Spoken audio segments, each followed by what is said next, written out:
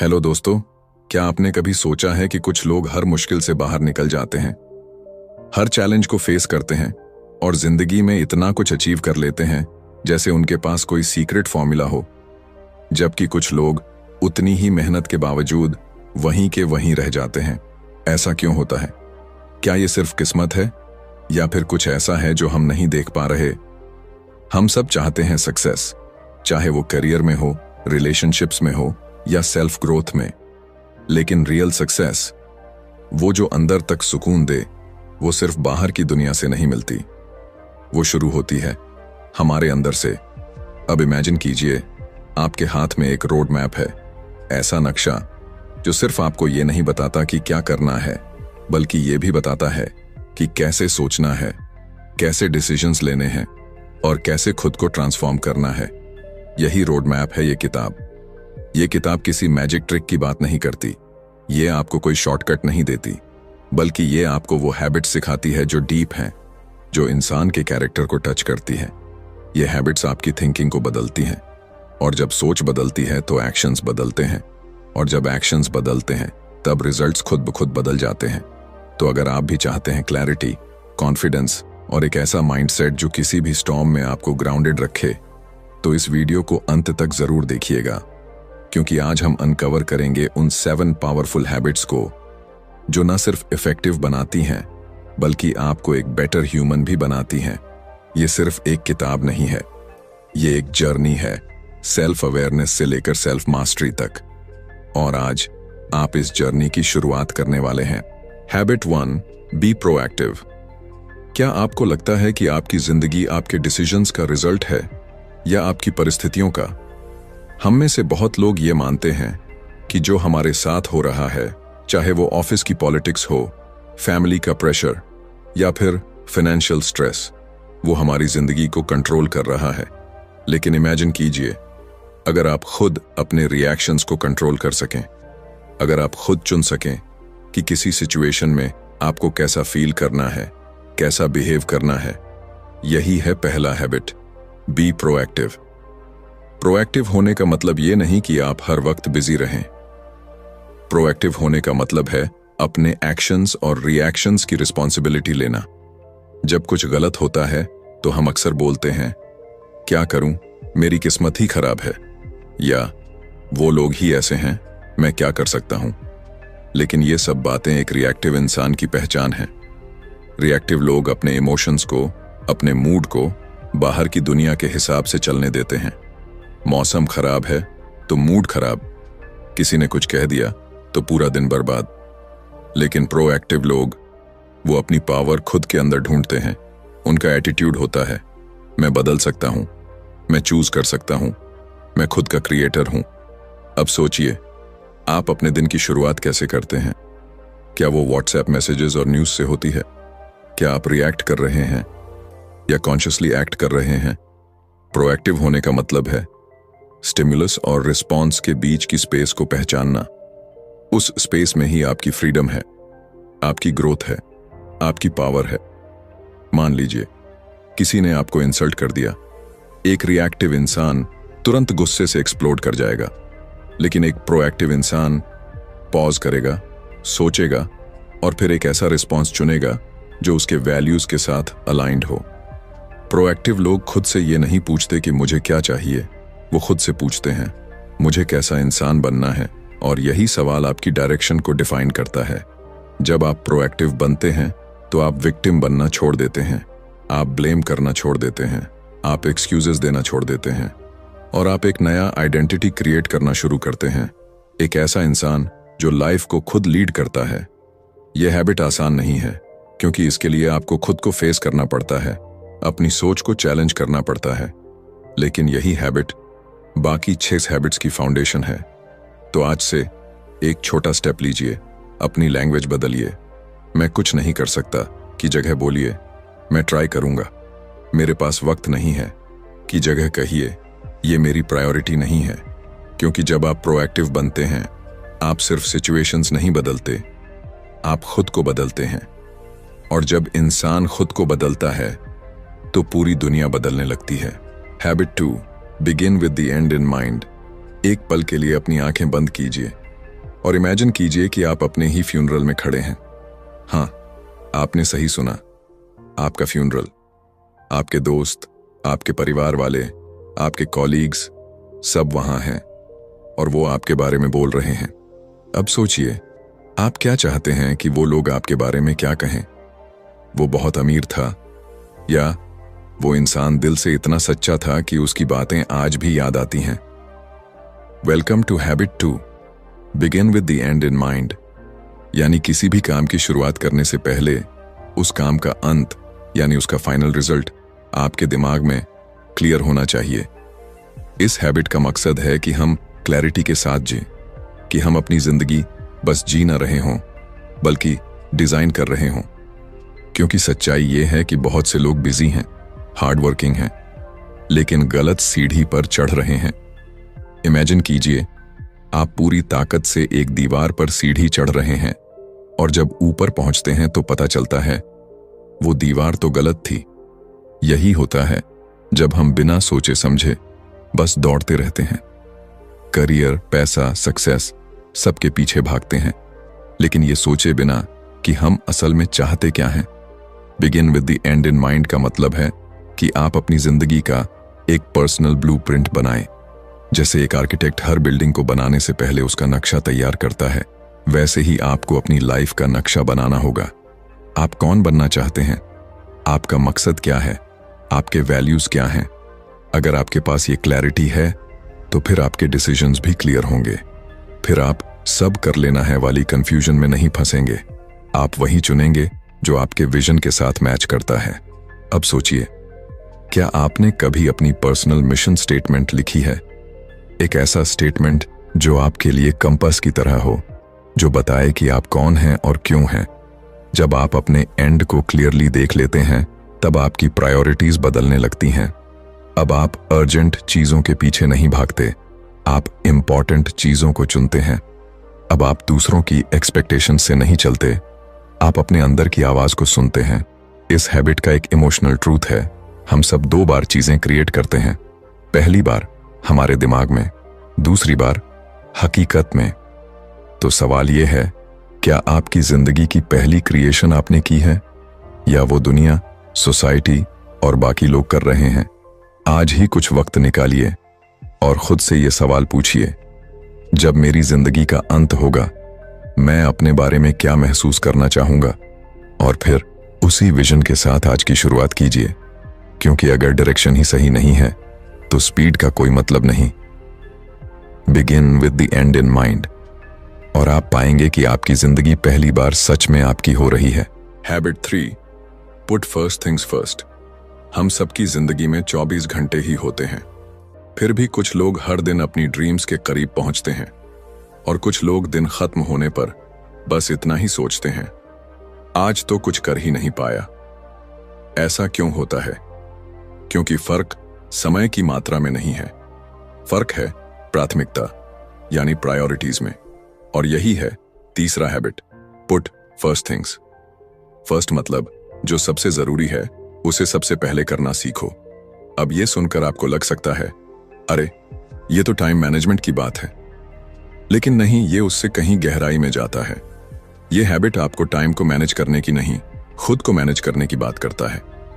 अब सोचिए, क्या आपने कभी ऐसा महसूस किया है कि दिन भर आप बिजी थे लेकिन फिर भी जो सबसे इंपॉर्टेंट था वो नहीं हो पाया? वो कॉल जो करनी थी, वो किताब जो पढ़नी थी, वो आइडिया जो लिखना था, सब पेंडिंग रह गया क्योंकि बीच में अर्जेंट चीजें आ गईं। ये हैबिट आपको एक पावरफुल डिस्टिंक्शन सिखाता है। हर अर्जेंट चीज इंपॉर्टेंट नहीं होती और हर इंपॉर्टेंट चीज अर्जेंट नहीं होती। उदाहरण के लिए, एक ईमेल का रिप्लाई देना अर्जेंट हो सकता है, लेकिन अपनी हेल्थ का ध्यान रखना वो इंपॉर्टेंट है। ज्यादातर लोग अर्जेंट कामों में उलझकर अपनी जिंदगी के सबसे इंपॉर्टेंट गोल्स को भूल जाते हैं, क्योंकि अर्जेंट काम शोर मचाते हैं लेकिन इंपॉर्टेंट चीजें चुप रहती हैं।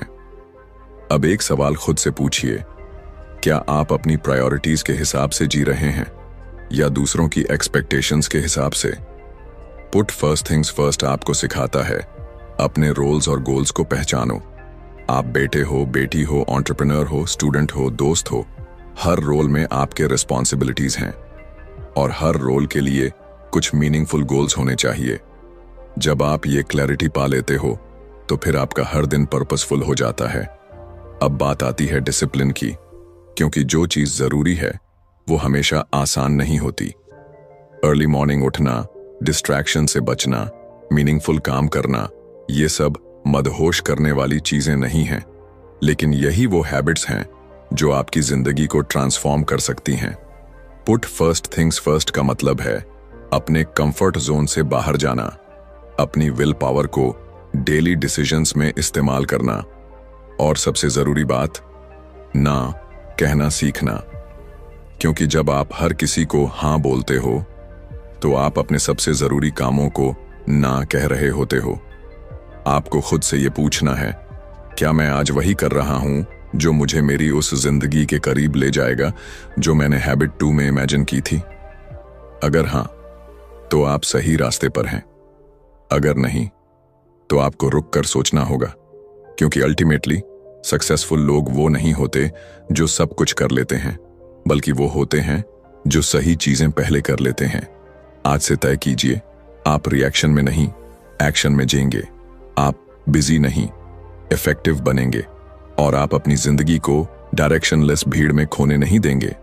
पुट फर्स्ट थिंग्स फर्स्ट, और देखिए कैसे आपकी प्रायोरिटीज आपकी पहचान बन जाती हैं। Habit 4, think win win. जरा सोचिए, आप किसी नेगोशिएशन में हैं, या कोई रिलेशनशिप में चैलेंज है, या आप किसी दोस्त, पार्टनर या कोलीग से किसी टॉपिक पर डिसएग्रीमेंट में हैं। अब एक सवाल, क्या आपको हर बार जीतना जरूरी लगता है, या आपको लगता है कि अगर सामने वाला जीत गया तो आप हार गए? हम जिस दुनिया में पले बढ़े हैं वहां एक कॉमन माइंडसेट है, या तो मैं जीतूंगा या वो। जैसे जिंदगी एक रेस है जिसमें एक की जीत दूसरे की हार बन जाती है। लेकिन क्या सच में जिंदगी सिर्फ एक कंपटीशन है? क्या हर इंटरेक्शन में किसी एक को हारना जरूरी है? चैप्टर 4 का यही कोर है, थिंक विन विन, यानी ऐसी सोच रखना जिसमें मैं भी जीतूं और तुम भी।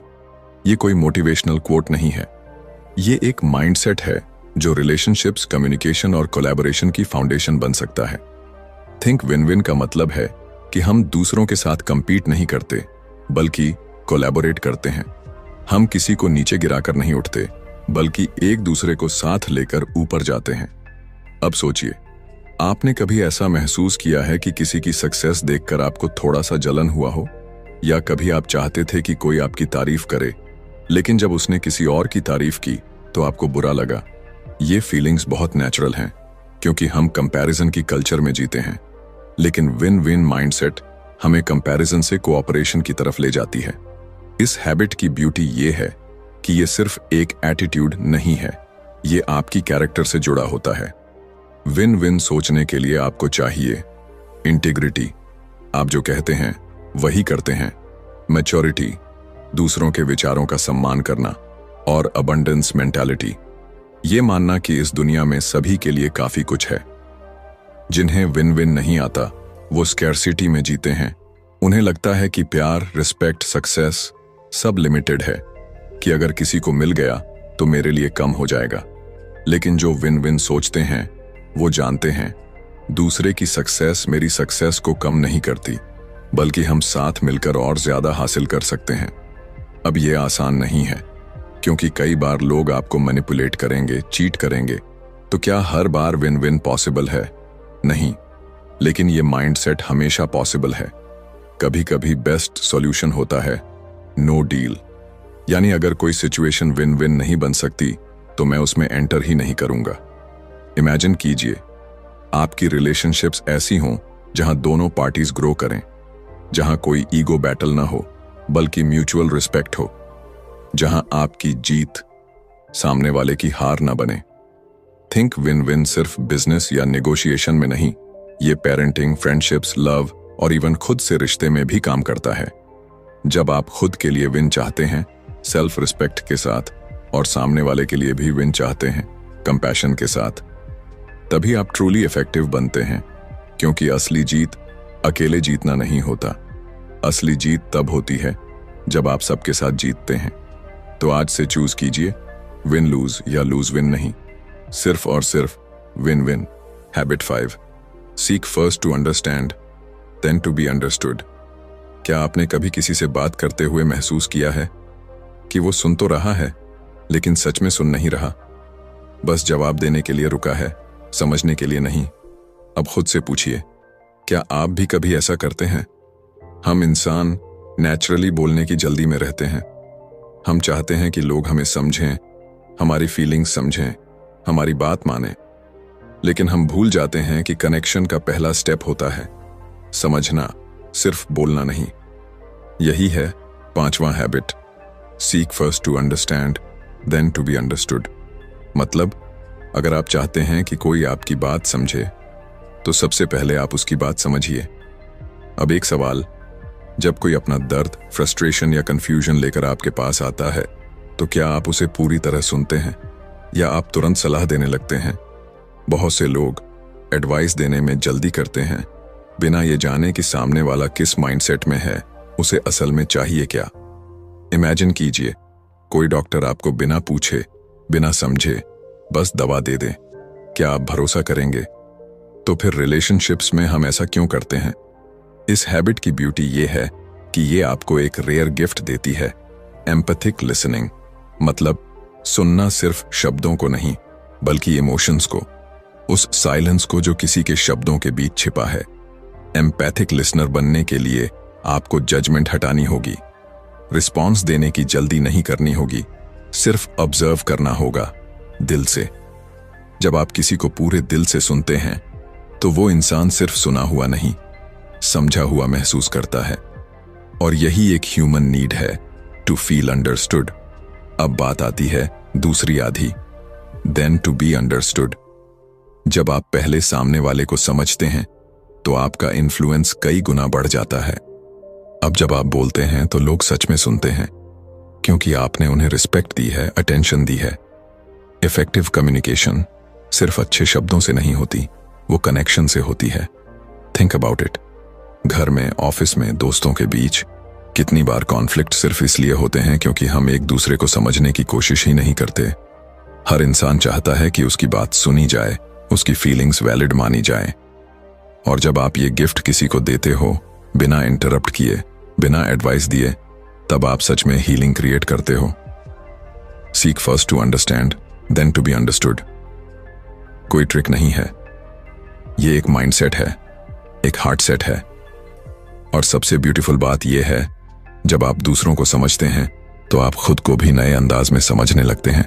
तो अगली बार जब कोई आपके पास अपनी कहानी लेकर आए तो सुनिए, बिना इंटरप्ट किए, बिना सोचें कि जवाब क्या होगा। बस एक बार सच में समझने की कोशिश कीजिए, शायद यही एक कोशिश किसी की पूरी जिंदगी बदल दे। Habit 6, synergise. कभी सोचा है कि दो लोग जब एक साथ काम करते हैं तो क्या उनका रिजल्ट सिर्फ 1 + 1 = 2 होता है? नहीं, कभी कभी ये रिजल्ट होता है 1 + 1 = 11। और इसी जादू को कहते हैं सिनर्जी, सिनर्जाइज, यानी मिलकर ऐसा क्रिएट करना जो अकेले कभी पॉसिबल नहीं था।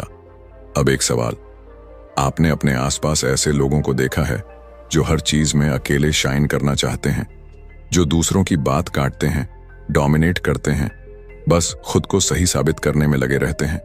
और फिर दूसरी तरफ कुछ लोग ऐसे भी होते हैं जो मिलकर सोचते हैं, एक दूसरे की स्ट्रेंथ्स को अप्रिशिएट करते हैं और जो डिफरेंसेस को सेलिब्रेट करते हैं। सिनर्जी यहीं पैदा होती है, डिफरेंसेस को थ्रेट नहीं, स्ट्रेंथ मानने से। इमेजिन कीजिए, एक ऑर्केस्ट्रा जिसमें हर इंस्ट्रूमेंट का साउंड अलग है, लेकिन जब सब एक हार्मनी में बजते हैं तो एक ऐसा संगीत बनता है जो सोल को छू जाता है। वैसे ही सिनर्जी भी तब होती है जब अलग अलग विचार, एक्सपीरियंसेस और पर्सपेक्टिव्स मिलते हैं, बिना ईगो के टकराए हुए। पर हम में से बहुत से लोग डरते हैं कि कहीं किसी और का आइडिया ज्यादा अच्छा ना निकल जाए या कहीं हमें अपनी सोच बदलनी ना पड़े। लेकिन सच्ची सिनर्जी तभी पॉसिबल है जब हम खुद को ओपन करें, जब हम ये मान लें कि मुझे सब नहीं पता और मैं किसी और से भी कुछ सीख सकता हूं। सिनर्जी का मतलब कॉम्प्रोमाइज नहीं है। कॉम्प्रोमाइज में दोनों साइड्स कुछ लूज करते हैं, लेकिन सिनर्जी में दोनों साइड्स कुछ नया क्रिएट करती हैं। जो इंडिविजुअली कभी मुमकिन नहीं था।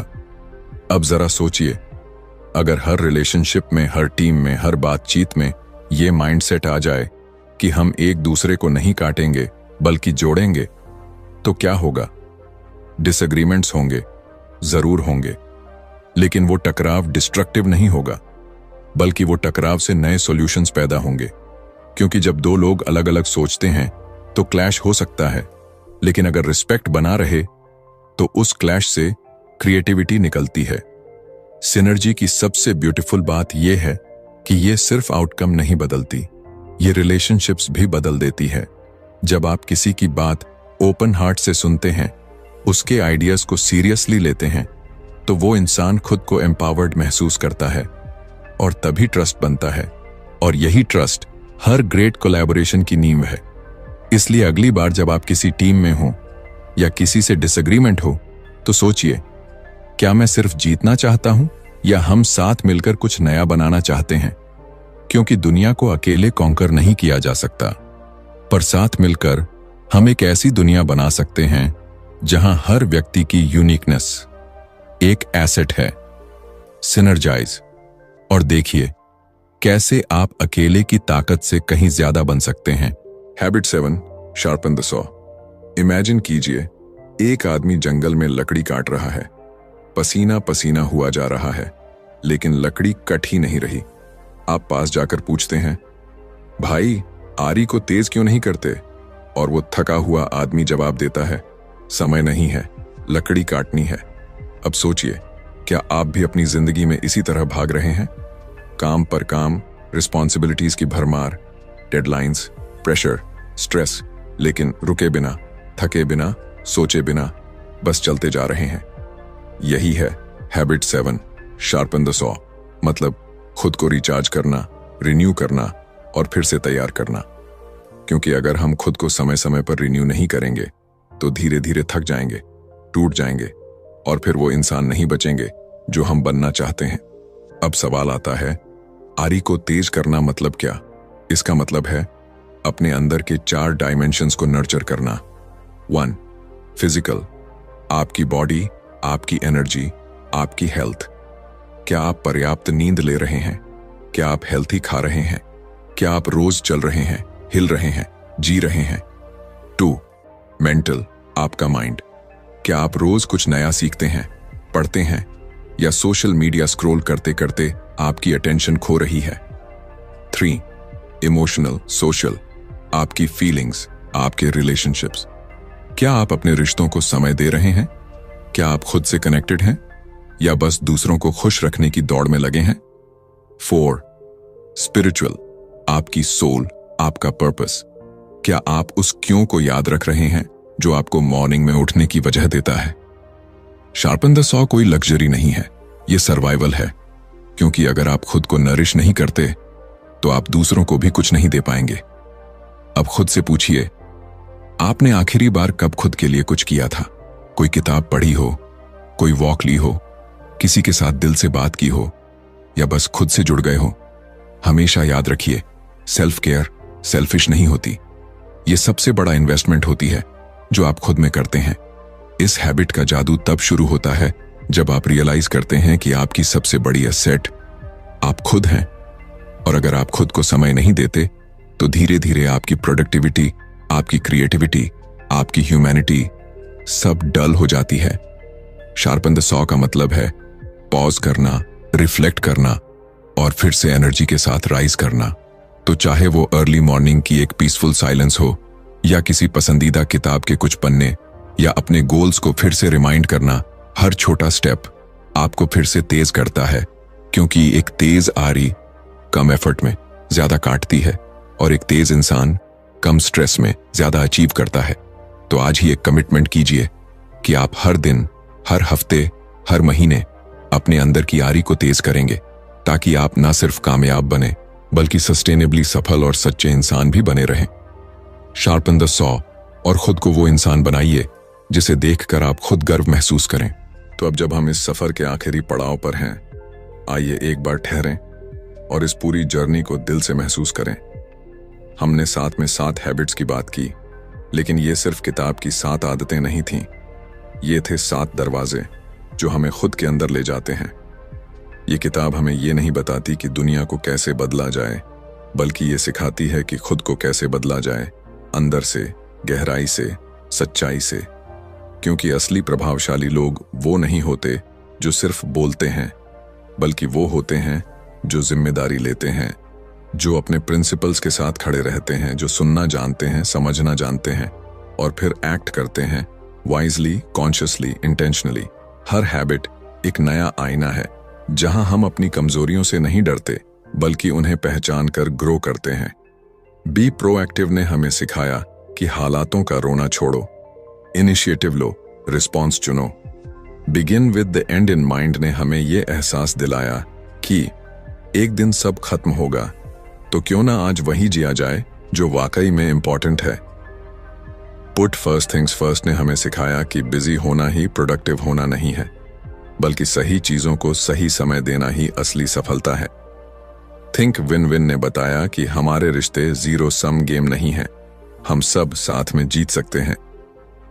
सीक फर्स्ट टू अंडरस्टैंड शायद सबसे जरूरी लेसन था, क्योंकि इस दुनिया को समझने से पहले हमें एक दूसरे को समझना होगा।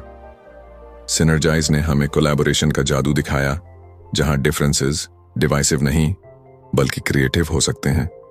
और अंत में शार्पन द सॉ ने हमें याद दिलाया कि जो भागता है वो थकता है, और जो रुककर खुद को रिन्यू करता है वही लंबी दौड़ का असली विजेता बनता है।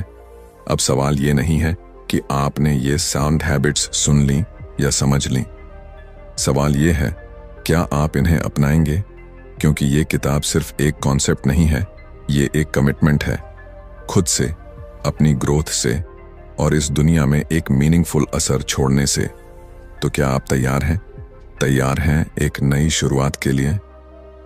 तैयार हैं खुद को एक नई डायरेक्शन देने के लिए? तैयार हैं उस वर्जन को पैदा करने के लिए जो आज सिर्फ एक सपना है? अगर आज की इस कहानी ने आपके अंदर कुछ हिलाया है, कुछ सोचने पर मजबूर किया है, या आपको अपने अंदर झांकने का एक मौका दिया है, तो यहीं से शुरुआत कीजिए, क्योंकि बदलाव हमेशा बाहर से नहीं आता, वो अंदर से शुरू होता है। और हर छोटा स्टेप एक बड़ी ट्रांसफॉर्मेशन की नींव बन सकता है। अगर आपको ये वीडियो पसंद आया हो तो इसे सिर्फ एक वीडियो की तरह मत रहने दीजिए, इसे अपनी जिंदगी की एक आवाज बनाइए। लाइक करें, शेयर करें और कमेंट में जरूर बताइए आपकी सबसे पसंदीदा हैबिट कौन सी थी और क्यों।